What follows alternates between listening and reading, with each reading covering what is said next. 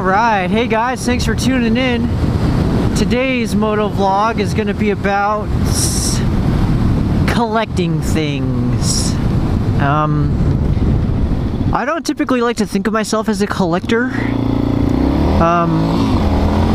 but I was in my room the other day and I was looking at all my cameras, all my Polaroid cameras, and all of my guns and all the random stuff that I've collected over the years. And I was like, yeah, I guess I can do a motovlog on that. But anyways, collecting things. You don't really think of yourself as a collector, at least I don't, until you have like, what I say is like 5 or more. Actually, probably less than that, probably like 3.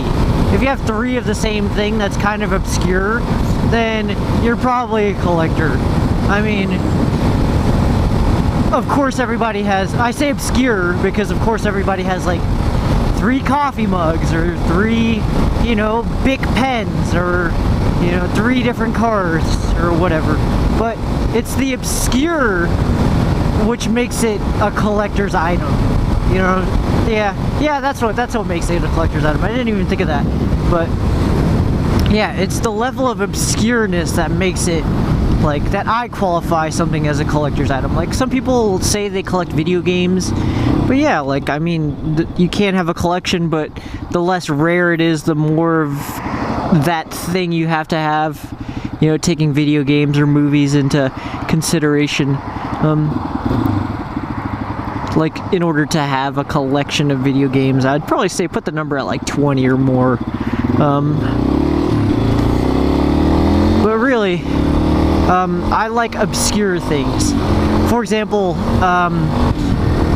I don't just like obscure things, I like obscure but very practical things. So for example, I have like, I think 10 Polaroid cameras. They're all different makes and models. They're all unique in some way. And they're all, well, not most of them, like 75% of them are completely functional. I've carried them around at one point or another and used them to actually take photos.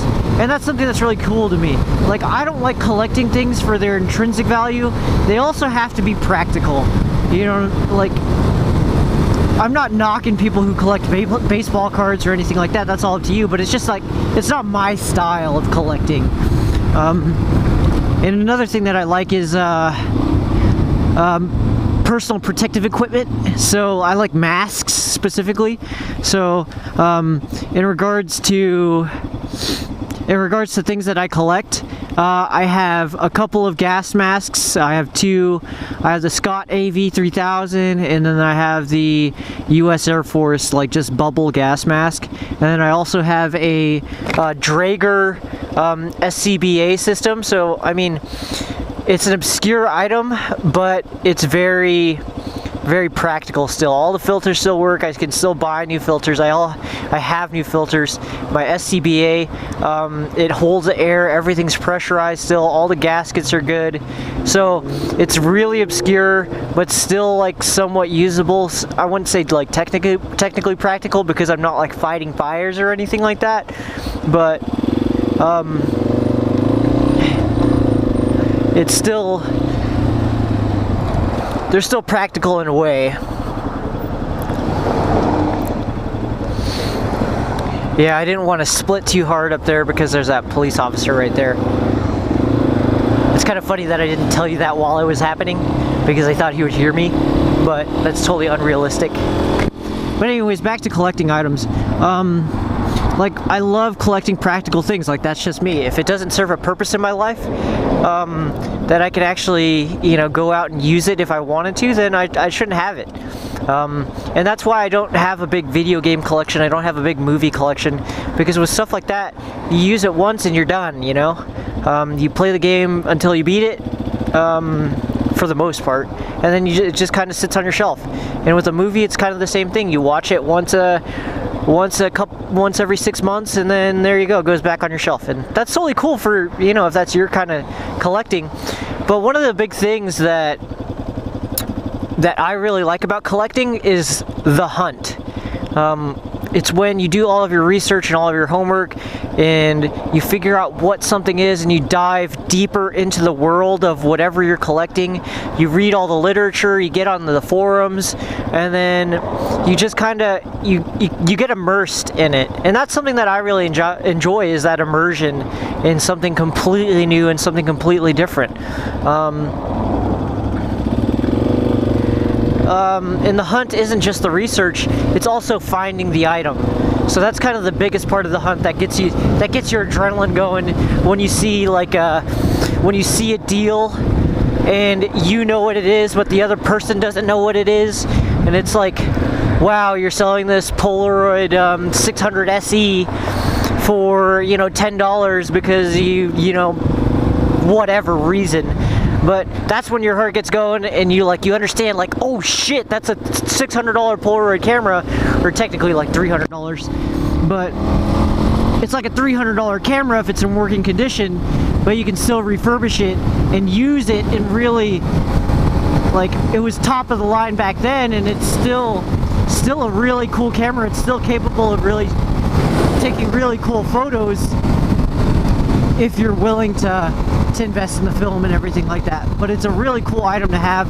It's something that I've been hunting for, is the I believe it's a 600 SE. I don't even know if that's right. It's the SX70 version, but it has the flash and the sonar built in. I know this is really nerdy, but it's that version. If I'm wrong, go ahead and correct me. I'll probably just end up throwing it in the comments anyways. But I love finding the deals on things that people just think are junk, and then I just buy it. Like, for example, another example is the Draeger SCBA system that I bought. For those of you who don't know what it is, it's you know when firefighters have that mask on and they have the tank on the back? That's an SCBA. It's a self-contained breathing apparatus. So the model that I have is from the mid-90s. It's from the mid-90s. It's made by a German company called Draeger, D-R-A, with the little dots above it, G-E-R, Draeger. And it's just so cool. But I got it for like $50. And the guy didn't know what it was. He was like, yeah, I've had it in my garage. I don't know if it's what condition it's in, yada, yada, yada. But I bought it, and it's like a $300 unit, and it's just one of those things that's really cool to have. And like I just like messing around with it in my spare time, you know, airing it up, and it's a cool conversation piece too, because I have it next to all my guns and all my other PPE, like my other gas masks and my shooting equipment, like all my guns and stuff like that, and it's just really cool. But, you know, it's just, the hunt is an awesome part of collecting. And it's that part that you kind of, when you really understand what you're doing in that certain field of item that you're collecting, it's an amazing feeling. It's like riding a motorcycle for the first time, because you have this knowledge and understanding of this item, and you understand where it came from, its origins, what it's capable of, and what you can do with it. Even if what you can do with it is just hanging it up on the wall, that's totally up to you. But for me, I like using this stuff. I like training with a gas mask on, and I like shooting in awkward situations where, you know, I have my Scott AV3000 on, and people hate on me for it, but hey, it's fun. And you know what? I know I can shoot well under stressful conditions, under, you know, unconventional circumstances, because I throw a gas mask on, because I throw a backpack on with 30 pounds in it, because I throw on a plate carrier with 15 pounds worth of steel plates in them, and, you know, I know I shoot well with them.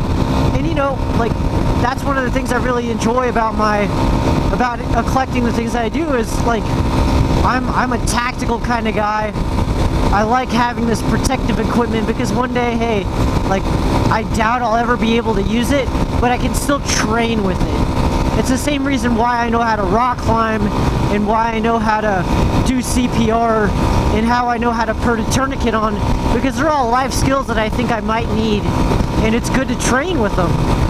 And I know this is kind of like, it's kind of specific to me, but if you're a collector of things, you know what I'm talking about. And if you haven't started collecting anything, it's really cool. It's really fun. It is a neat thing to do. If you've listened to my Needs versus Needs podcast, not podcast, but motovlog, my Needs versus Needs motovlog, it definitely falls into the neat category. It's not something that you need to go through your day-to-day life, but you know, it's a lot of fun. It brings me a lot of happiness to do that. And you know, they say money can't buy you happiness, but you know, it's the research and it's the time investment and it's the hunt that bring me happiness. Even if the thing at the end of the day only costs $30, $40, you know, it's a relatively cheap price to pay, but it still brings me joy, you know. And really, what else is life about besides finding joy and finding happiness in your life? And I enjoy collecting. I see the joy in collecting. And don't ever knock anyone who collects something. Don't ever say, hey, you're a fucking nerd, or hey, you know, that's really dumb how much money you spent on those things. Because hey, that thing brings them happiness. And who are you to say, hey, that's dumb, you know, because I think it's dumb because I don't have my own hobbies.